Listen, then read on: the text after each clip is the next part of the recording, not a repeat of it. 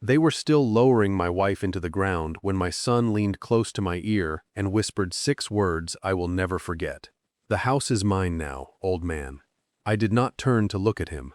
I kept my eyes on the casket, on the woman I had loved for 41 years, on the polished wood sinking slowly into the earth, while a preacher I barely knew read words that meant nothing to me anymore. Margaret was gone. The only person who had ever truly known me was gone, and my own son chose that exact moment, that sacred, unbearable moment, to remind me that he wanted my house. I felt his breath on my cheek. I smelled the expensive cologne he wore, the kind Margaret always said smelled like a man trying too hard to seem important. And I said nothing. I just watched the dirt, and I let the silence answer for me. Because there was one thing my son did not know, one small, quiet fact that he had never bothered to check, never thought to question, because in his mind I was already finished. I was old. I was broken.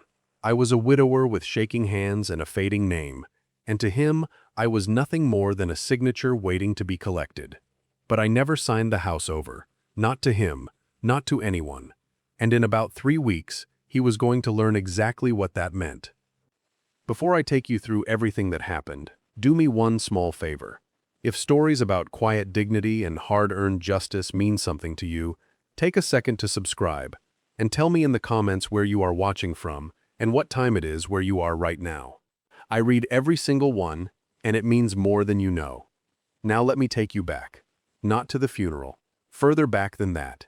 Back to who I was before my son ever thought he could take everything from me. My name is Walter Brennan.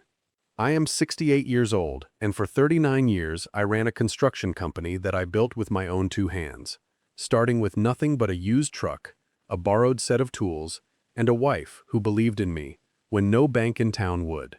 We started in 1984.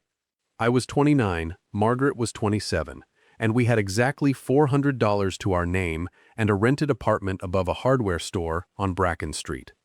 People forget what it takes to build something from nothing. They see the finished house, the paid-off truck, the comfortable retirement, and they assume it was always there. They never see the winters. They never see the years I worked 11-hour days in the freezing cold, pouring foundations with fingers I could barely feel, coming home so tired I fell asleep at the kitchen table before I could finish my supper. Margaret would wake me gently, guide me to bed, and the next morning she would have my coffee ready and my lunch packed before the sun came up. She never complained, not once. She used to say we were building more than houses. She used to say we were building a life, and one day we would look back and be proud of every callus and every scar. And we did build that life. By the time I was 40, Brennan Construction had 11 employees and a waiting list 6 months long. We built homes all across the county, good homes, honest homes, the kind that outlast the men who build them. And the house we built for ourselves, the one Margaret and I designed together on the back of a napkin in that little apartment on Bracken Street, that house became everything to us. 4 bedrooms, a wraparound porch, a stone fireplace I laid myself, 1 rock at a time, over 3 long weekends, while Margaret handed me lemonade and told me which stones looked best. We raised our son in that house. I remember the night we moved in, before there was a single piece of furniture in it, when Margaret and I spread a blanket on the bare living room floor and ate cold sandwiches by candlelight, because the power was not connected yet. She looked around at the empty rooms, at the walls that still smelled of fresh paint, and she said, "Walter, we are going to grow old here." And I believed her, because Margaret had a way of saying things that made them true. We measured our son's height on the door frame of the kitchen every birthday, little pencil marks climbing up the wood, and those marks are still there today. I have never painted over them. I never will. We buried 2 dogs under the oak tree in the backyard, a golden retriever named Scout who lived 13 years, and a stubborn little terrier named Biscuit, who Margaret spoiled rotten until the day he died.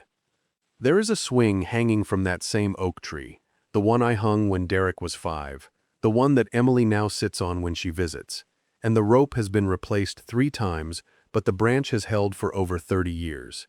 Every board in that house, every nail, every window holds a memory. I know which stair creaks because I never quite got it level. I know which window sticks in the summer humidity. I know the exact spot on the porch where Margaret liked to sit with her morning coffee and watch the sun come up over the fields. A house you build with your own hands is not just a structure. It is a record of your entire life, written in wood and stone. We celebrated 40 Christmases in that living room, and when Margaret got sick, that was where she wanted to stay. Not a hospital, not a facility, home. In the house we built, in the bed by the window where she could see her garden, with me beside her every single night until the end. So when my son whispered that the house was his, standing over his own mother's grave, he was not just insulting me. He was spitting on everything Margaret and I had bled for, and he had no idea what he had just started. Let me tell you about my son. His name is Derek, and he is 38 years old. I want to be honest with you, because these stories only matter if they are honest. Derek was not always this way. When he was a boy, he used to follow me to job sites, wearing a little plastic tool belt Margaret had bought him, telling everyone he was going to build houses just like his dad. I have a photograph of him at 7 years old, sitting in the cab of my truck, wearing my hard hat that swallowed his whole head, grinning like he owned the world. I keep that photograph in my wallet still. I do not know exactly when he changed. Maybe it was college. Maybe it was the friends he made, the ones with new cars and family money and an easy contempt for anyone who worked with their hands. Maybe it was Vanessa, the woman he married, who looked at our home the first time she visited and asked, without a hint of shame, how much it was worth. Or maybe the truth is simpler and sadder than all of that. Maybe Derek was always waiting for something, and the older I got, the more he started to see me not as his father, but as an obstacle between him and what he believed he was owed. By the time Margaret got sick, Derek had a habit of showing up only when he needed something.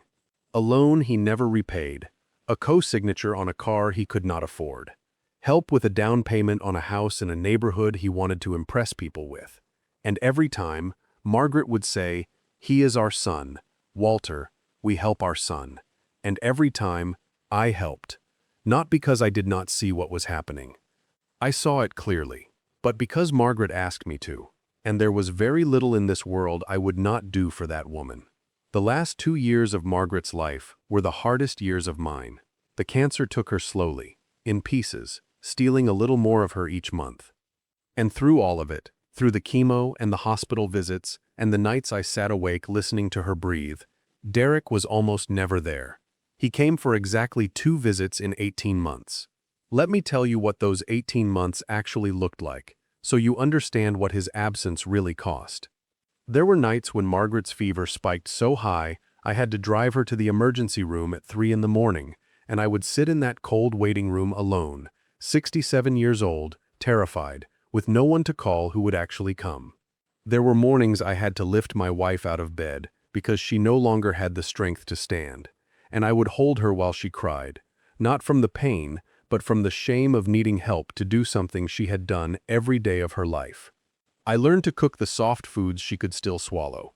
I learned the names of a dozen medications and the exact times each one had to be taken. I learned how to change the dressings, how to read the machines, how to smile and say everything was going to be fine when I did not believe it myself. I did all of it gladly because she was my Margaret, and there was nothing I would not do for her. But a man should not have to do it entirely alone when he has a grown son living 40 minutes away. The first time Derek came, he stayed 40 minutes and spent most of it on his phone. Margaret had been asking for him for days. She lit up when he walked in, this frail woman who could barely sit up, and she reached for his hand, and he checked his watch. He left before she fell asleep, and she asked me, later, in a small voice, whether he would come again soon. I told her yes. I lied to my dying wife so she would not have to feel the truth of how little her son cared. The second time, he brought Vanessa, and I overheard them in the kitchen talking in low voices, and what I heard turned my stomach in a way I have never forgotten. Vanessa was asking Derek if the house would come to them after.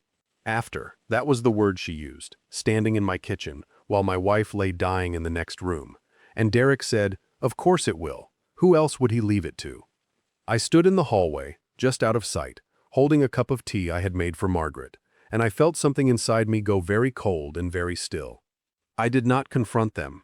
I want you to understand that about me. I am not a man who shouts. I am not a man who makes scenes. 40 years of running crews and negotiating contracts taught me that the loudest man in the room is almost always the weakest. Real strength is quiet. Real strength waits. So I said nothing. I carried the tea to my wife. I sat beside her, and I held her hand while my son and his wife counted my possessions in the next room like vultures circling a field. But I remembered. I remembered every word. And I started to think, for the first time, about what I would do when the time came. Margaret passed on a Tuesday morning in early October. The leaves outside her window were just beginning to turn, gold and red against a pale gray sky, and she loved the fall more than any other season. I like to believe she waited for it. She was awake at the end, lucid, her hand in mine, and the last thing she said to me was, "Take care of yourself, Walter, and do not let them take what we built." I did not fully understand what she meant in that moment. I thought she was talking about my health, about not giving up, about carrying on without her. It was only later, going through her things, that I understood she had seen everything I had seen. She had known exactly what our son had become, and with her last breath, she had given me permission to protect what was ours. The days after a death are a strange kind of blur. You move through them like a man underwater, hearing everything from far away, doing what needs to be done without ever really feeling present. There were calls to make, arrangements to handle, a casket to choose, a plot to confirm, an obituary to write for the woman who had been my entire world. And through all of it, Derek was suddenly, suspiciously involved. He called me 3 times in 2 days, which was more than he had called in the previous 6 months combined. He offered to help with the arrangements. He offered to handle the paperwork. He offered, and this is the part that told me everything, to help me sort through the deed and the will, so that I would not have to worry about such stressful things in my time of grief. So thoughtful, so caring, so very concerned about the paperwork. I told him I appreciated it, and that I had it handled. I could hear the irritation in his voice, the impatience, barely hidden beneath a thin layer of false sympathy. He was not grieving his mother. He was managing an inheritance. And the centerpiece of that inheritance, the prize he had been eyeing for years, was the house. Now here is what Derek believed, and here is where his whole plan fell apart. Derek believed that the house was simply mine, held in my name alone, the way most people assume their parents own their home. He believed that when I died, or when I got old enough and tired enough to be pushed, the house would pass to him as the only child, quickly and cleanly. And in the meantime, he believed that a grieving, exhausted, heartbroken old man could be pressured into signing it over early, into transferring the deed while my defenses were down, so that he could sell it, or borrow against it, or do whatever it was he and Vanessa had planned. What Derek did not know, what he had never bothered to learn, was what Margaret and I had done 4 years earlier. Let me tell you about that, because it is the heart of this entire story. 4 years before Margaret died, back when she was first diagnosed, and we understood that time was no longer something we could take for granted, we sat down with a lawyer.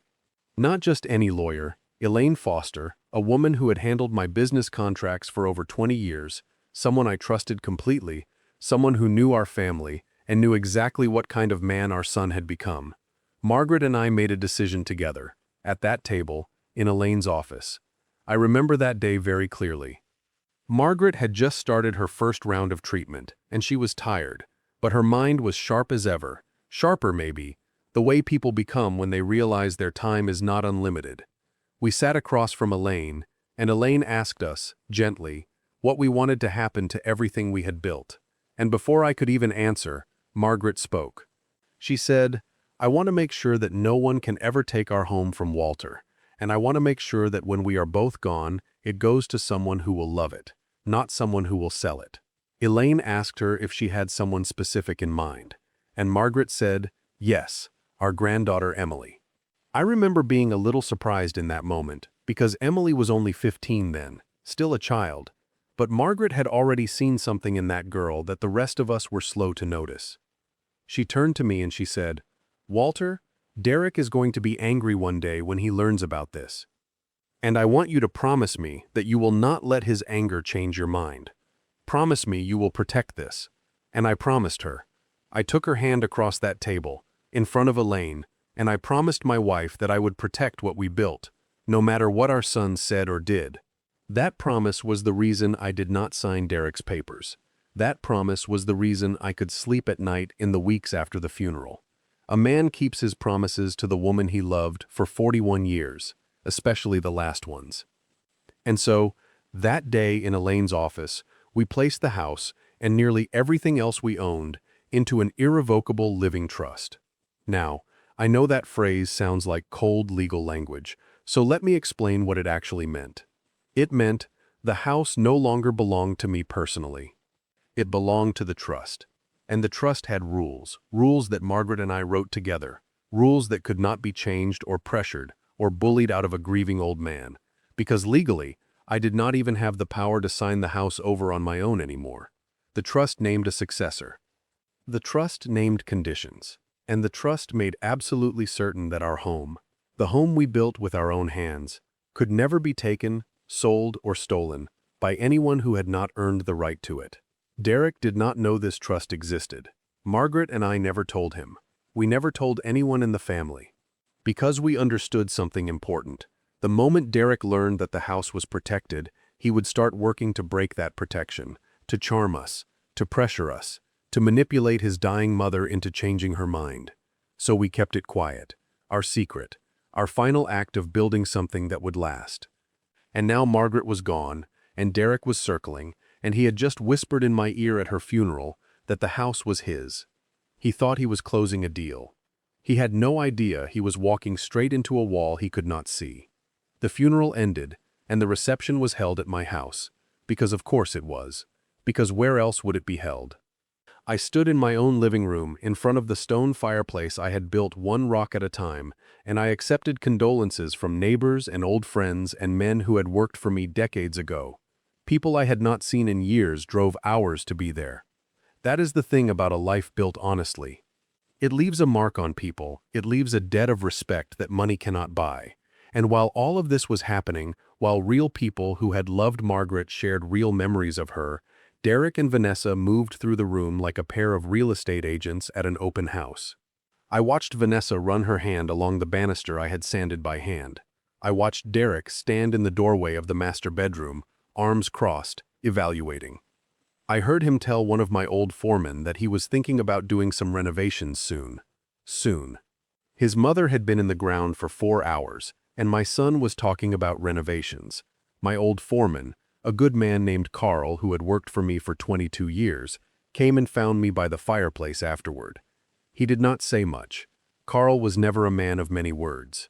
He just put his rough, weathered hand on my shoulder, and he said, "Walter, I do not know what is going on with your boy, but you built something real here, and do not let anybody tell you otherwise." I thanked him, and I meant it, because Carl had been there in the early years. Carl had poured concrete beside me in the freezing cold. Carl knew what this house was, what it represented, in a way that my own son never had and maybe never would. There is a particular kind of loneliness in watching strangers and old friends grieve your wife more sincerely than your own child does. I stood there in my living room, shaking hands, accepting hugs, listening to story after story about Margaret's kindness. And the whole time, out of the corner of my eye, I watched Derek and Vanessa move through the house like appraisers. Vanessa actually opened a closet. She opened a closet at my wife's funeral reception to see how much storage the house had. I saw her do it, and I said nothing, because I had learned that the loudest man in the room is the weakest, and my time was coming. That evening, after the last guests had gone, after the casseroles had been stacked in a refrigerator I would never manage to empty, Derek did not leave. He sent Vanessa home, and he stayed, and he sat down across from me at the kitchen table, the same table where Margaret used to wake me when I fell asleep from exhaustion, and he folded his hands and put on his serious face. "Dad," he said, "we need to talk about the house." I looked at my son. I looked at the man who had spent 40 minutes with his dying mother in 18 months. And I said, "All right, Derek, let us talk." He had clearly rehearsed it. He talked about how the house was too big for one person.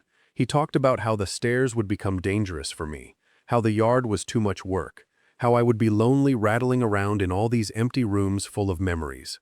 He was so concerned about my well-being, he suggested, gently, so gently, that the smart thing, the responsible thing, would be to transfer the house into his name now, while I was still able to, so that everything would be simple later. He would let me stay, of course, for a while, until we found me somewhere more suitable. Somewhere smaller, somewhere more appropriate for a man my age. I let him talk. I let him lay out the entire plan, every carefully chosen word, every rehearsed line of fake compassion. And when he finished, when he sat back looking pleased with himself, certain he had handled his sentimental old father, I asked him one question. "Derek," I said, "do you remember helping me lay the stones on that fireplace?" He blinked. He had not expected that. "No," he said, "I do not remember that." I nodded slowly. "You were 9, I told him. You handed me each stone. You told me you wanted to build houses just like me someday. Your mother took a photograph." Derek shifted in his seat, uncomfortable now, sensing that this conversation was not going the way he had planned. "Dad," he said, "that was a long time ago. Can we focus on the house?" And I looked at him, and I felt Margaret standing beside me, and I said, "Yes, Derek. Let us focus on the house. I will think about what you have said. Come back in 2 weeks, and we will discuss it properly." Derek smiled. He thought he had won. He thought the old man had folded, the way he always folded, the way I had folded, every time Margaret asked me to help our ungrateful son. He stood up, patted me on the shoulder like I was a child who had finally behaved, and he told me I was making the right decision. Then he left, and I sat alone in my kitchen, in the house Margaret and I built, and for the first time since her death, I felt something other than grief. I felt purpose. Because Derek had just given me 2 weeks, and 2 weeks was all I needed. The next morning I called Elaine Foster. Her assistant told me she could see me on Thursday, but when I said it was about the Brennan Trust and that Margaret had passed, Elaine came on the line herself within a minute. "Walter," she said, and her voice was soft, "I am so sorry. Margaret was a remarkable woman." I told her thank you, and then I told her everything. The whisper at the funeral, the conversation about the house, the 2 weeks Derek thought he had bought himself. Elaine listened without interrupting, the way good lawyers and good friends both know how to do, and when I finished, she was quiet for a moment. Then she said, "Walter, you understand that Derek cannot touch this house." "I know," I said. "He does not know, though." "No," she said, and I could hear the faint edge in her voice. "He does not. Would you like him to find out from you?" And I said, "No, Elaine. I would like him to find out the right way, the legal way. I would like him to find out that everything he assumed about me, about this family, about what he was owed, was wrong. And I would like it to be permanent." Over the next several days, Elaine and I did something Margaret and I had discussed years before but never finalized. We activated the provisions of the trust that Margaret's death had triggered. We formally recorded everything. And then Elaine drafted a letter, an official letter, on her firm's letterhead, laying out in clear, unemotional legal language exactly what the trust was, when it had been created, what it contained, and precisely what rights Derek did and did not have, which was, in short, none. He had no claim to the house. He had no power to force a sale. He had no ability to pressure a transfer, because the house did not belong to me in a way that could be transferred, and it never would. And there was one more thing, one more piece that Margaret had insisted on 4 years earlier in that lawyer's office, with a fierce look in her eyes that I still remember. Margaret had added a condition to the trust regarding Derek specifically. The trust stated that Derek could only ever inherit anything from it if he had, in the years before our deaths, actually behaved like a son.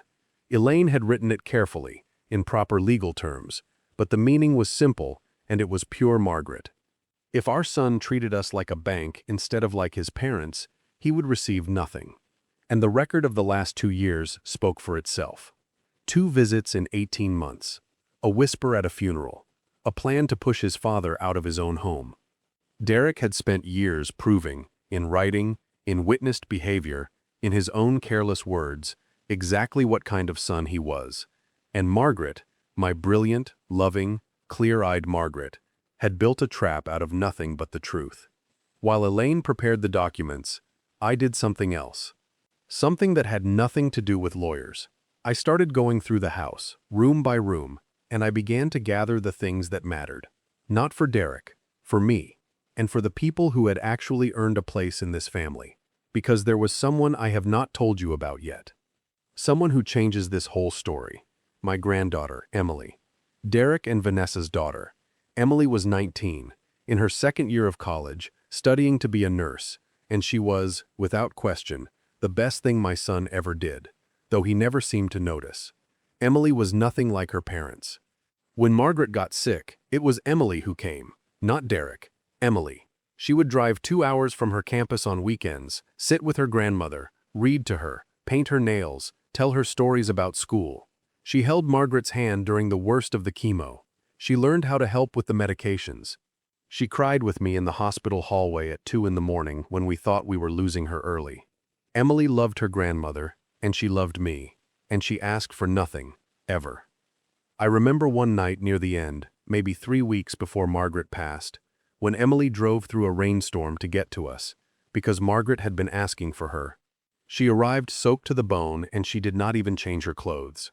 She went straight to her grandmother's bedside, sat down, took her hand, and began to sing softly. An old song Margaret used to sing to Derek when he was a baby. I stood in the doorway and watched my 19-year-old granddaughter comfort her dying grandmother with more tenderness than my own son had shown in years, and I had to leave the room so neither of them would see me weep. Later that night, after Margaret had fallen asleep, Emily found me in the kitchen. She made us both tea, and she sat with me, and she said, "Grandpa, I do not want anything to happen to her." And I told her the truth, that we could not stop what was coming, but that we could make sure Margaret knew she was loved every moment she had left. Emily nodded, wiped her eyes, and said, "Then that is what we will do." And that is exactly what she did every weekend until the end. She did not know about the house, she did not know about the trust, she did not know about any of it, because Emily was the one person in this family who never once thought about what she might get. And that, more than anything else, was exactly why Margaret had chosen her. Because the trust that Derek believed would hand him the house, the trust he was so eager to raid, did name a successor. It named the person who would one day inherit our home, the home we built with our own hands, the home where Margaret wanted to spend her final days. And that person was not Derek, it was Emily. 2 weeks passed. They were the longest and the strangest 2 weeks of my life, grieving my wife while quietly preparing for a reckoning with my son. I marked each day off on the calendar that hung in the kitchen, the same calendar Margaret had used to track her appointments, still open to the month she died. Day 1, Day 2. Each morning I woke before dawn out of habit, reached across the bed for a woman who was no longer there, and remembered all over again that she was gone. Grief does that to you. It does not arrive once and leave. It arrives every single morning, fresh, like the first time. But grief was not the only thing I felt in those 2 weeks. There was the work with Elaine, the quiet, careful assembling of everything Margaret and I had built 4 years before. Derek called me twice during those 2 weeks. The first time, he pretended to check on me, asked how I was holding up, and then casually mentioned that he had spoken to a real estate agent, just to get a sense of the market, nothing serious, just to be prepared. I told him I appreciated his diligence, and I hung up, and I sat with how calmly my son could lie to me. The second time, Vanessa called, and she did not even bother with pleasantries. She asked whether I had thought more about the arrangement and whether I understood how generous Derek was being by letting me stay in the house at all during the transition. The transition.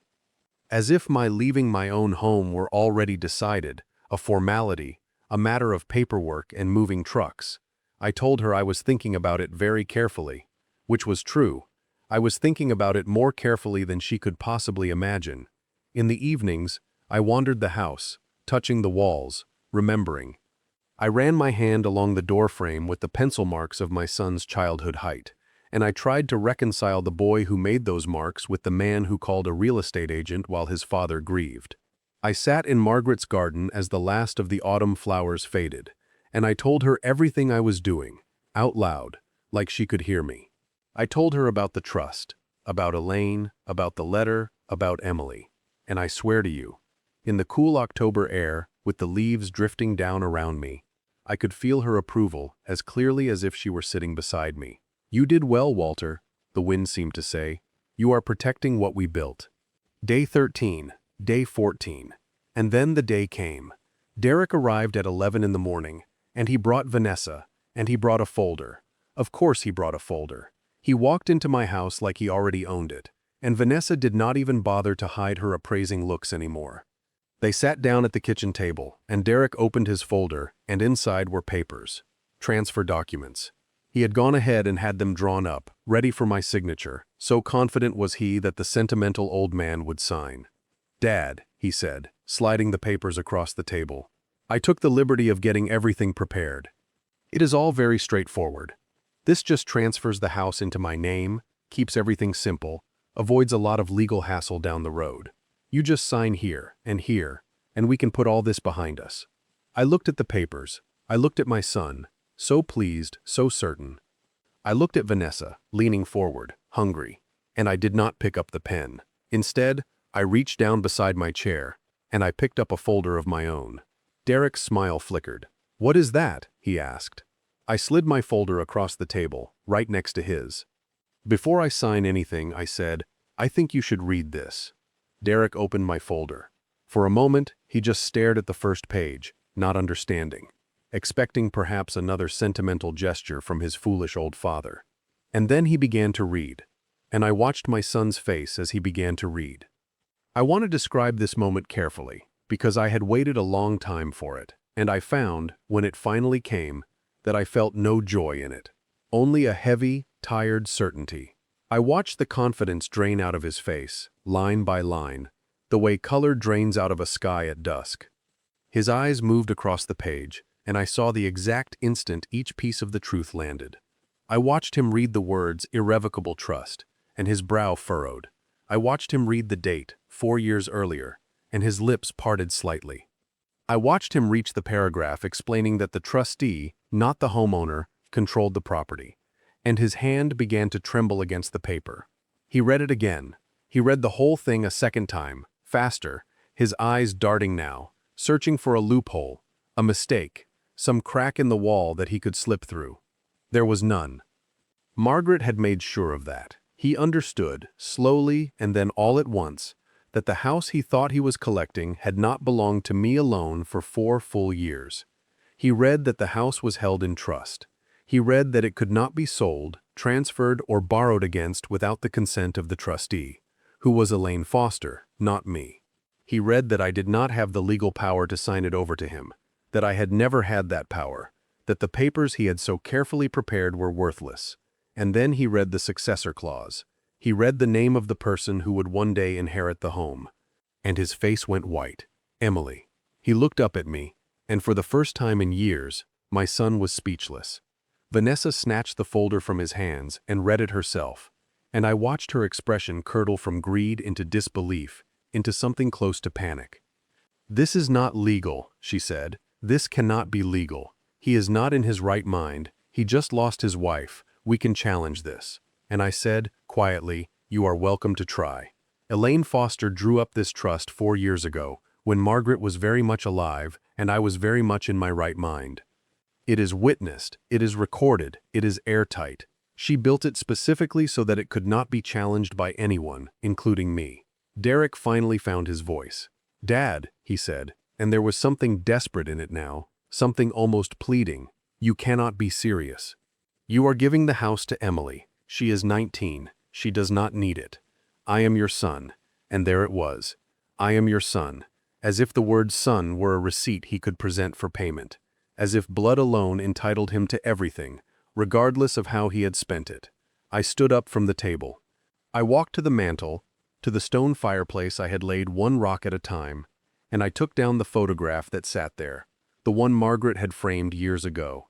A little boy in an oversized hard hat, sitting in his father's truck, grinning like he owned the world. I brought it back to the table and set it in front of Derek. "Do you know when I stopped being able to trust you?" I asked him. He said nothing. "It was not one moment," I told him. "It was 1,000 small ones. It was every time you called, only when you needed money. It was every promise you never kept. It was 2 visits to your dying mother in 18 months. It was Vanessa asking in my kitchen whether the house would come to you, after, while your mother was still breathing in the next room. Vanessa's face flushed red. "I heard you," I said to her. "I heard every word."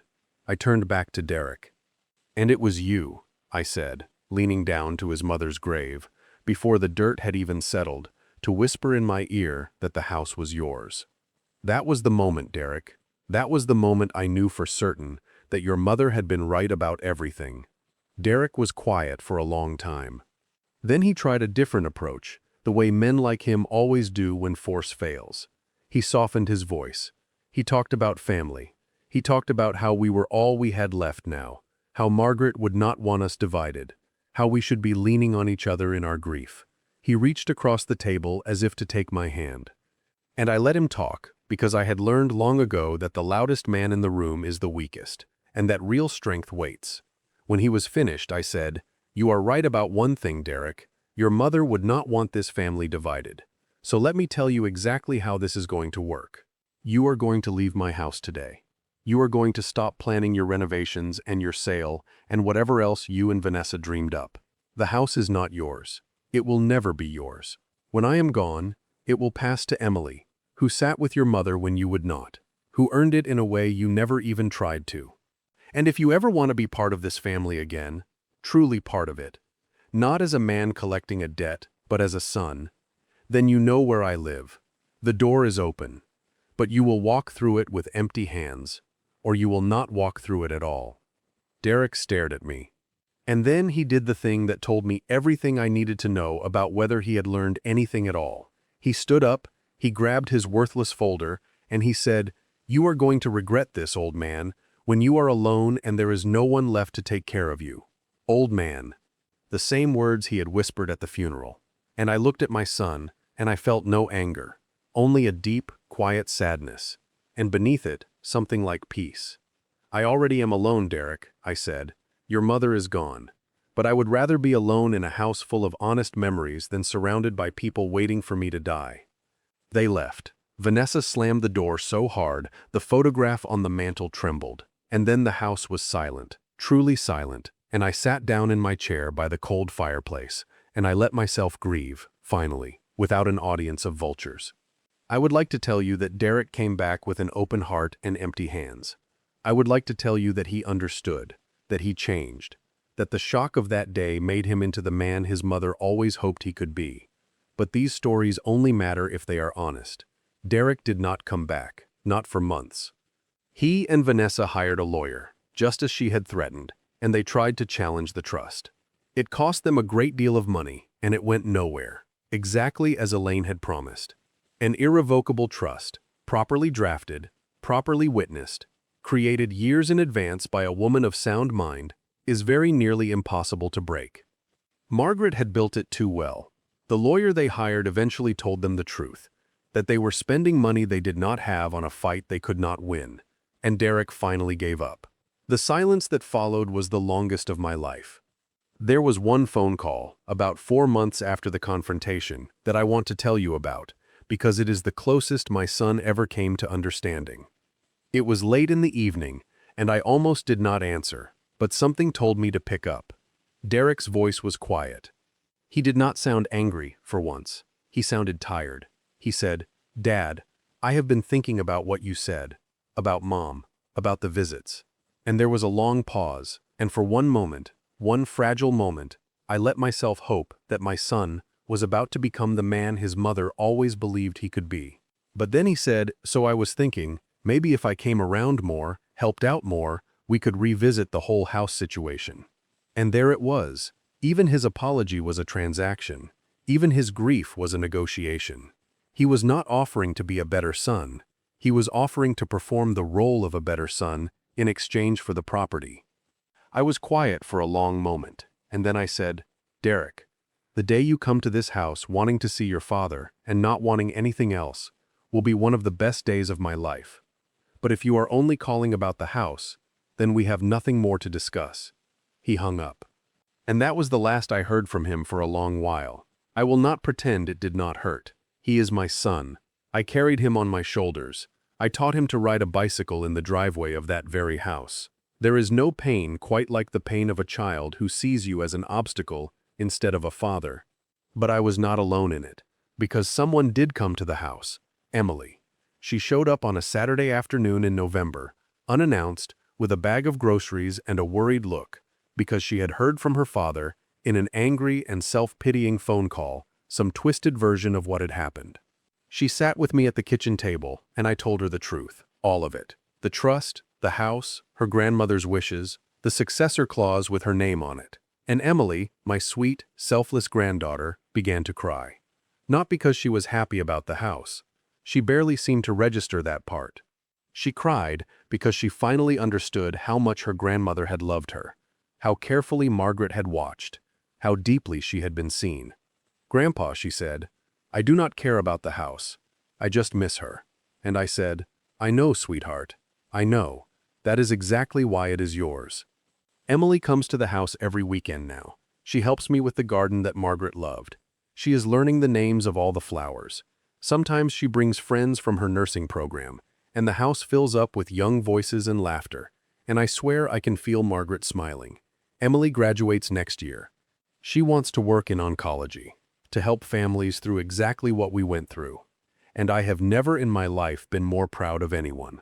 The house that Derek tried to take, the house he whispered about over his own mother's grave, is going to belong one day to the one person who never wanted it. And that is precisely why she deserves it. As for Derek, I have not given up on him entirely. The door is still open. I told him that, and I meant it.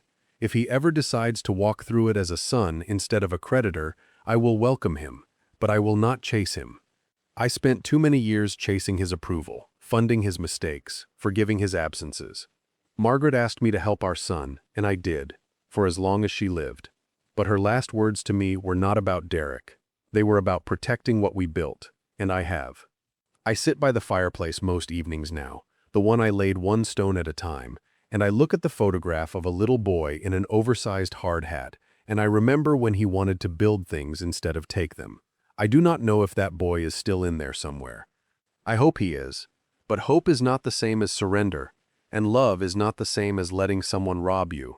Margaret taught me that, at the very end, with a trust and a clause, and a granddaughter's name written quietly into the future. She built one last house before she died. A house that Derek could never take, and she made sure the right person would always have a home in it. If this story meant something to you, if you have ever had to find the strength to protect what you built from the people who should have loved you, let me know in the comments. Tell me where you are watching from, and tell me one thing you learned from someone you lost. I read every message, and if you believe, like I do, that quiet dignity always outlasts loud greed, then subscribe and stay with me, because I have many more stories to tell. Thank you for listening, and take care of what you build. This story is a work of fiction, created for dramatic entertainment. All characters, names, events, and circumstances are fictional, and any resemblance to real people or events is purely coincidental. Nothing in this video is legal advice.